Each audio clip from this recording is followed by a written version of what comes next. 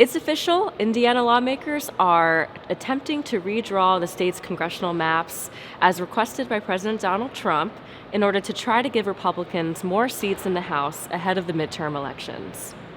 Governor Mike Braun called this special session to begin November 3rd, and that set off a 40-day clock for the legislature to convene and possibly get it done.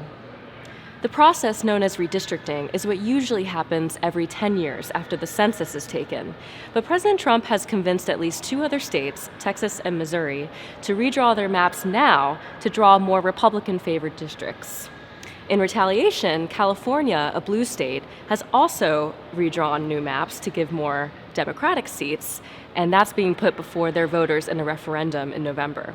This has only added pressure on Indiana to pad the GOP's numbers.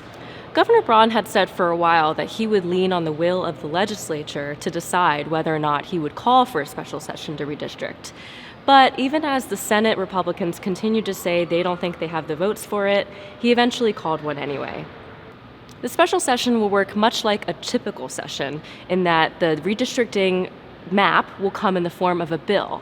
And that bill will be proposed, it'll go through committee, it could be amended in committee or on the floor, there will be a public hearing, and both chambers have to sign off on it before Governor Mike Braun can sign it into law. What's different about a redistricting bill, however, is the party in power gets to craft it, and often they rely on outside counsel to help them do that. If this does pass, it's likely that Indiana's 2 Democratic districts in Northwest Indiana and Indianapolis will get carved up and spliced up, and Indiana may be left with no more Democrats in Congress.